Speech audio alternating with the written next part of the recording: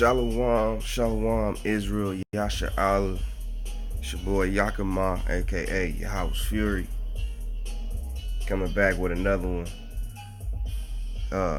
First off, I'd like to give all praises to Yahweh Ba'Shem, Hamashiach Yahweh Shai, and double honors to the elders who taught us this truth, and the elect that scattered around the world in the four corners of the earth, because all Israel scattered around in the four corners, not just Judah.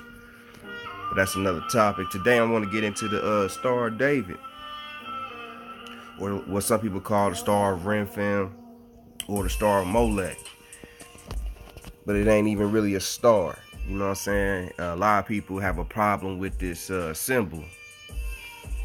They say it's evil and we shouldn't be wearing it, and all type of stuff like that. And according to their research, I can see why they would say that. But you gotta dig deeper. You gotta find the truth. Don't just go off of what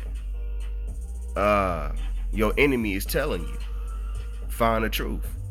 And so that's what I'm gonna do today. We gonna dig in this thing biblically and cut out all the false narratives through the spirit. So yeah, the Star of David.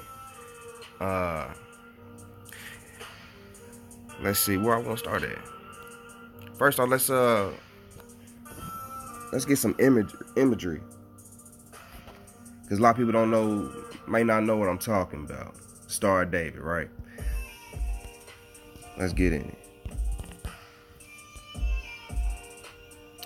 Star of David,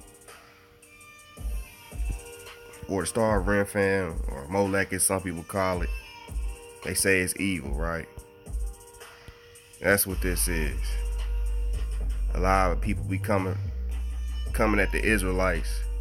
Even people who's of Israel say we shouldn't even be wearing this, or shouldn't even be having it on us at all. But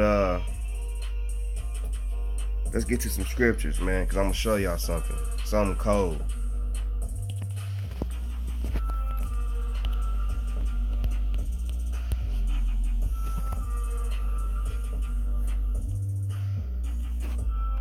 Bible say prove all things, so that's what we gonna do. I'm gonna start off in Wisdom of Solomon. We're gonna go to Wisdom of Solomon 13:2.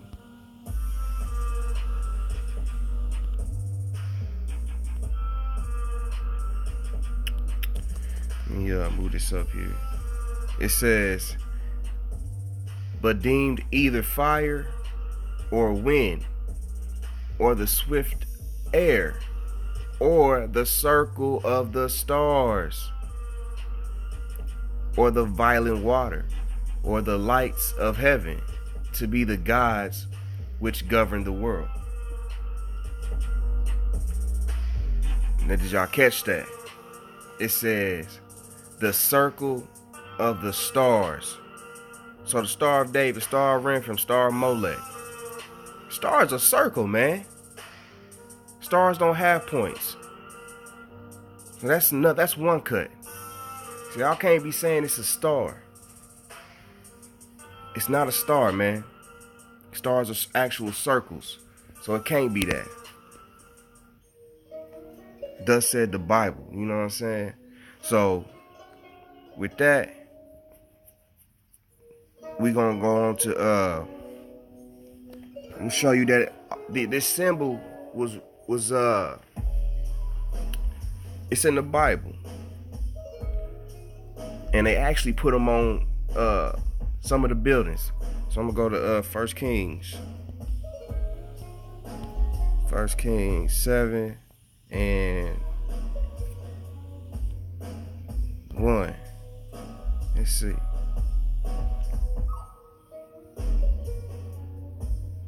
So it says, but Solomon was building his own house 13 years, and he finished all his house.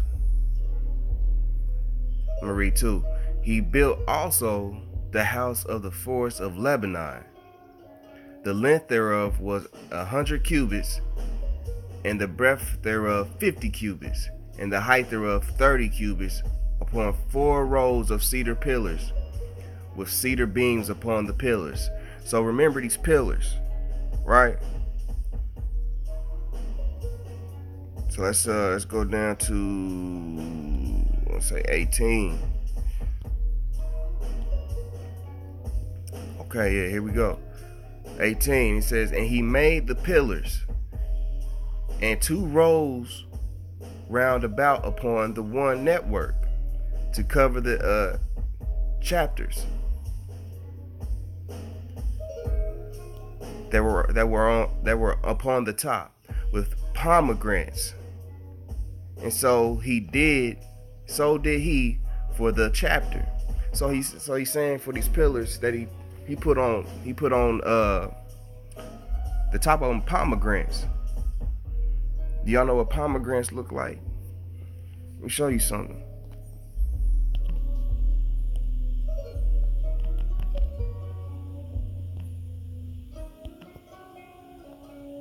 Pomegranates, right?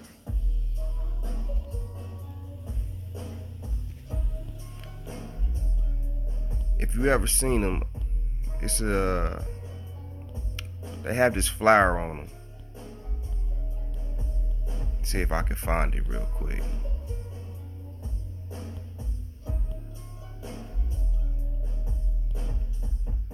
Let's put it like pomegranate.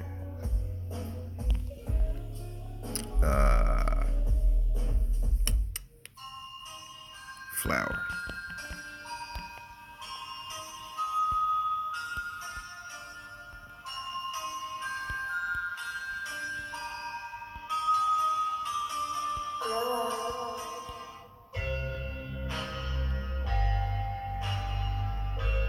Where's that mug at?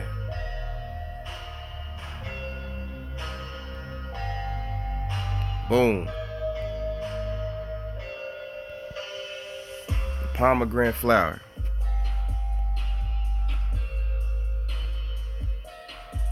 Now what that look like? So-called Star of David, so-called Star, Remphan, Molech. It's a pomegranate, right? But not only that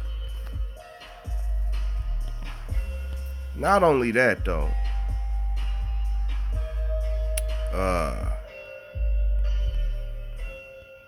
Watch this.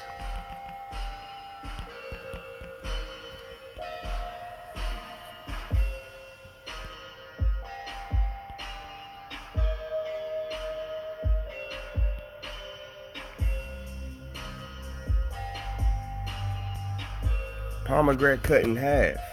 It has 6 sides. You can tell. When you cut it in half, it's the same shape as that so-called star. Right? This is what King Solomon put on the pillars on top of them. Not the actual pomegranates, but the work of it. And not only that, guess what else the pomegranate has?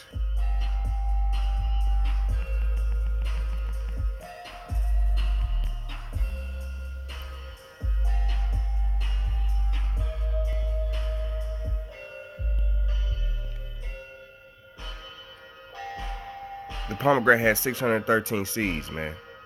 Just like the law.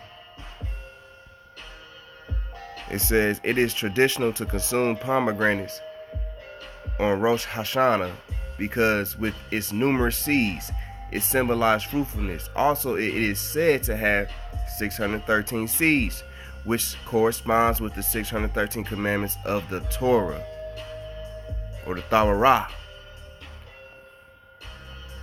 So you see what I'm saying?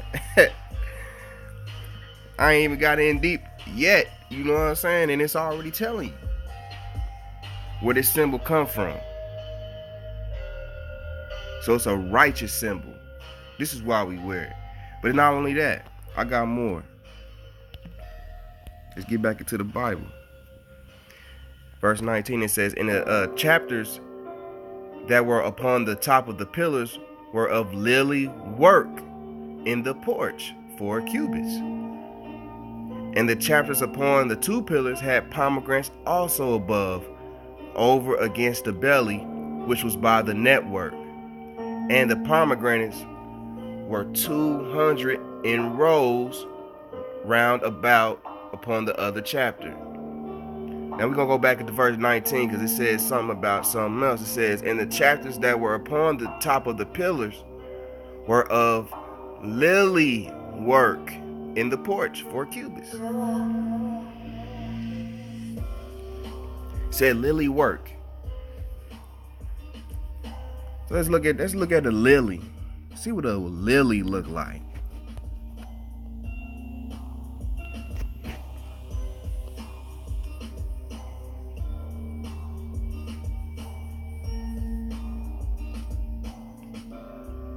Lily work. Let's see.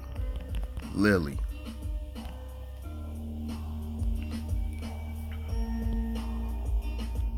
Look at this lily.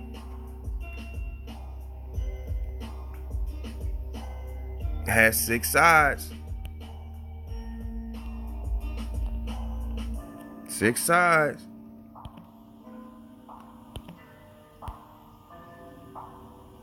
Six sides.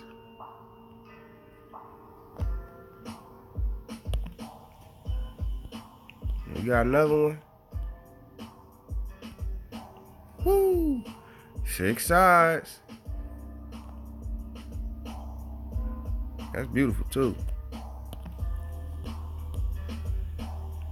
Lily work, right? Y'all know what the lily is?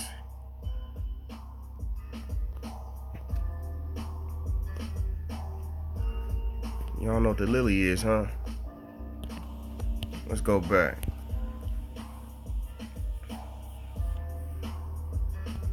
And keep reading. Verse 21.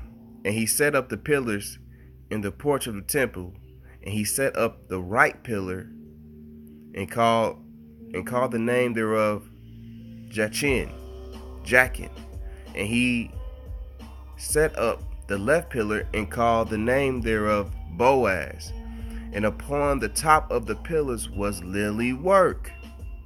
So was the work of the pillars finished. So on these pillars that King Solomon had wanted to build, you had the pomegranates and you had lily. Lily working all that, right? So what's the lily? Why would he put a lily on there? And it's funny how the lily looks just like the so-called star. King Solomon was a righteous man. He was a righteous king. And through the Spirit, we know that was Yahweh Shah. But that's a whole nother lesson. He was regenerated in the past life. But yeah. So I'm gonna prove something. Lily is God's favorite flower, basically. Let me show y'all something. 2nd Ezra 5:24, man.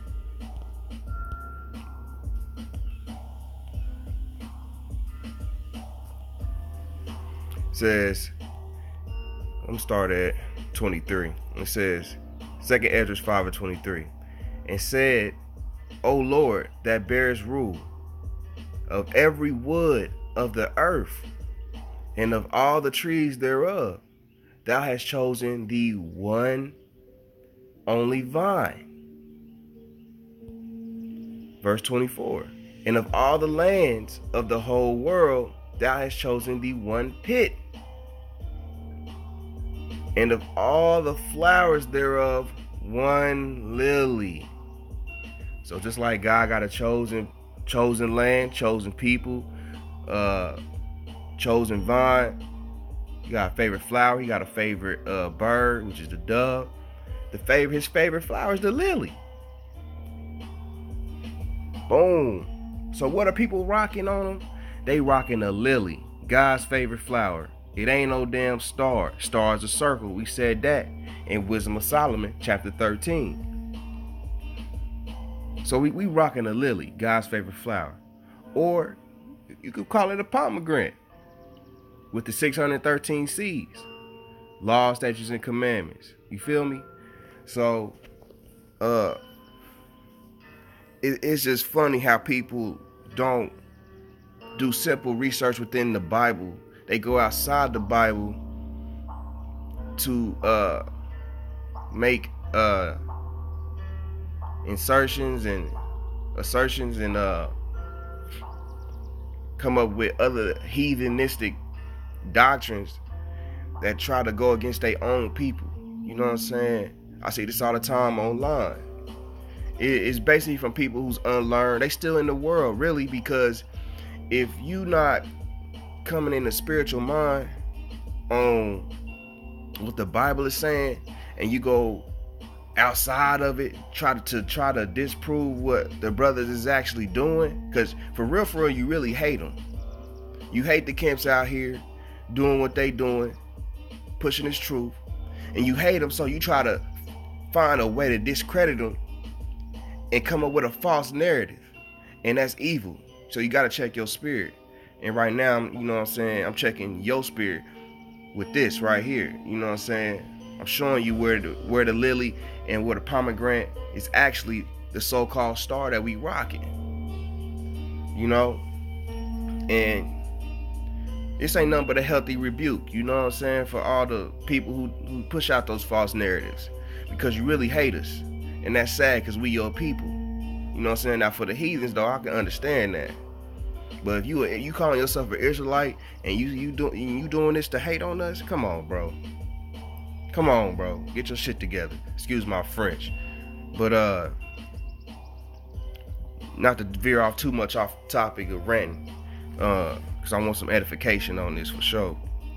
But it's just like the rainbow.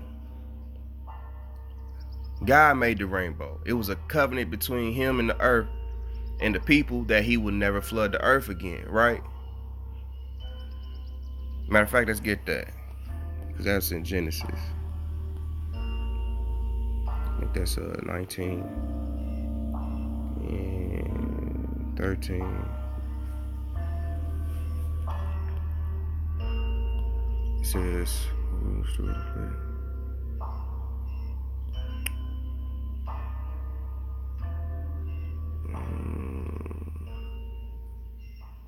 this is what I want. We will destroy this place because the cry of them is waxing great before the face. Not 19, I'm tripping. Genesis 9. I'm tripping. Genesis 9 and 13.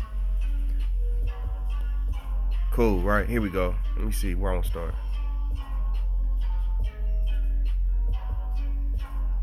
I'm starting at 11. It says, and I will establish my covenant with you. Neither shall all flesh be cut off anymore by the waters of a flood. So it's a covenant of a flood. Neither shall there any more be a flood to destroy the earth.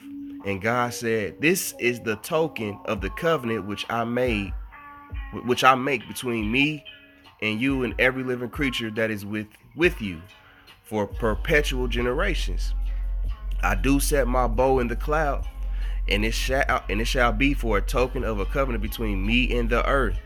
And it shall come to pass, when I bring a cloud over the earth, the bow shall be seen in the cloud, and I will remember my covenant which is between me and you and every living creature of all flesh, and the waters shall no more become a flood to destroy all flesh.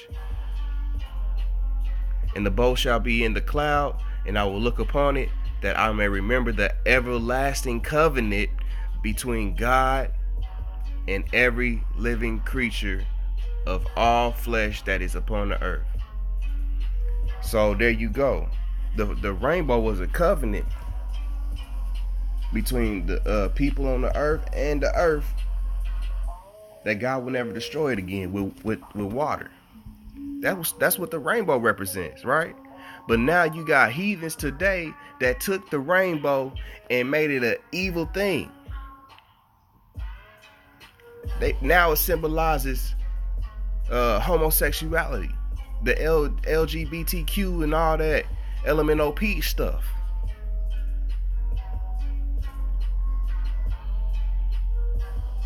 You see what I'm saying? And it goes. It's the same as the so-called Star of David.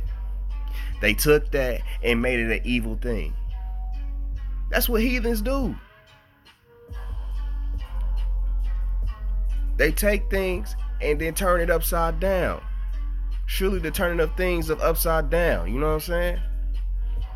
Dang, I wish I could remember that scripture. But that's what they do. They take things and make it evil, i.e. the rainbow, i.e. the so-called Star of David, which really is a lily, God's favorite flower, or a pomegranate, which is the 613 seeds. You know,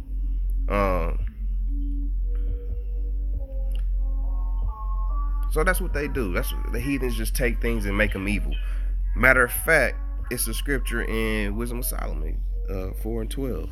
It's a good scripture that basically aligns with what I'm saying. Wisdom Solomon 4:12. It says,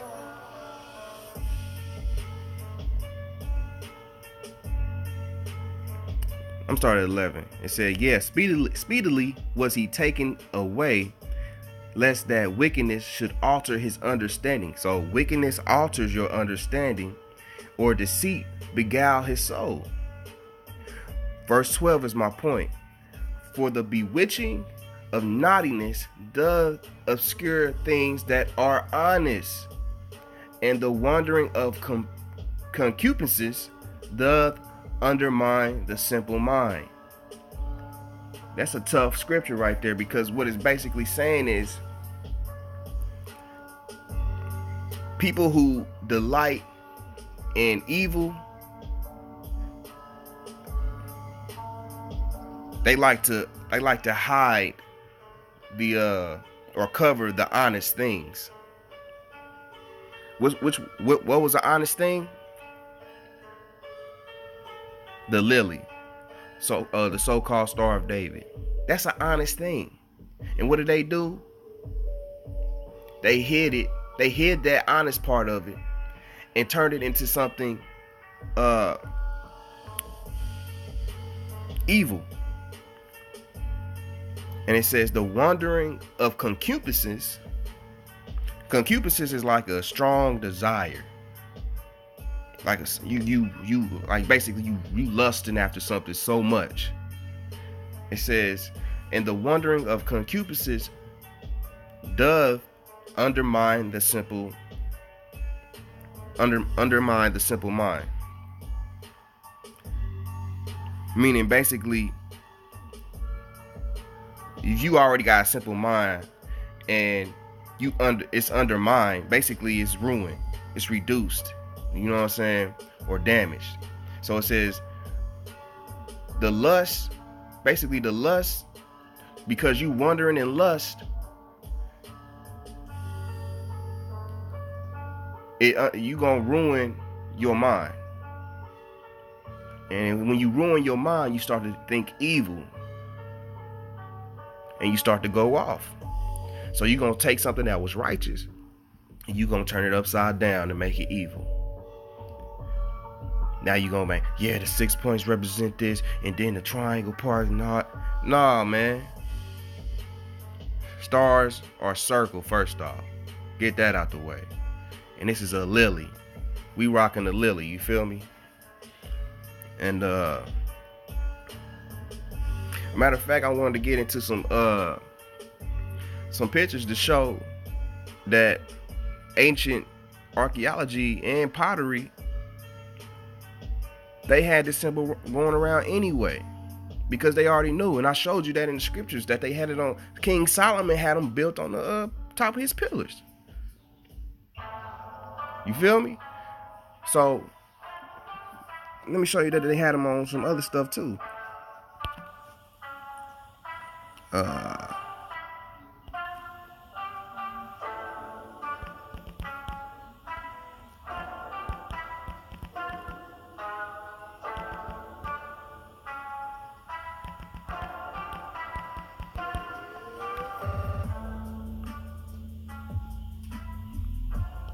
Boom.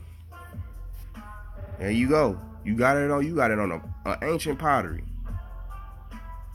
Right?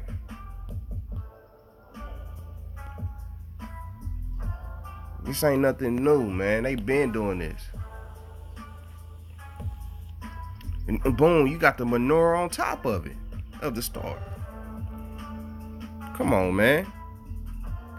And then, like, to be honest, man, for real, the menorah, it was never a two-dimensional thing. Two-dimensional candle. It was a three-dimensional candle. You know what I'm saying? So, and then, like, when you look at that candle, like, from a above angle, it has the same 6 points. That's why they got this menorah right here on top of the so-called star, which is the lily. Because on top, because when you look at the menorah from if it was a three-dimensional menorah candle, and you look at it from an above angle, it has the same 6 points as the lily, or the so-called Star of David. Didn't know that. You see what I'm saying? Let's get into some. Let's see if it got some more.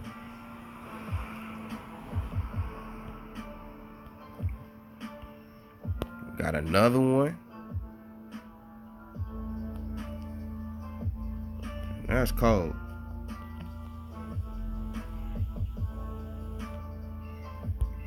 Another one. You can barely see it, but it's there. Got the menorah with the lily.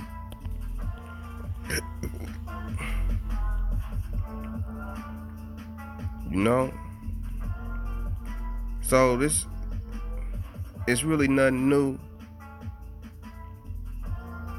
A lot of people just don't do their research, man. And it's okay.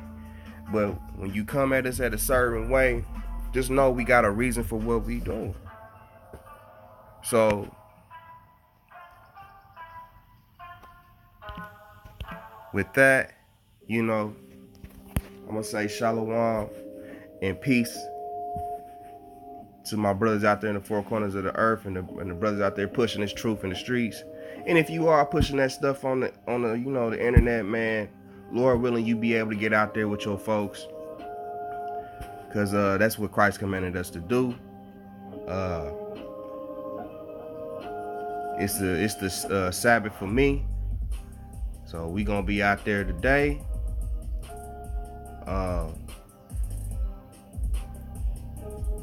Give all praises to Yahweh, Bahashem, Yahweh Shah.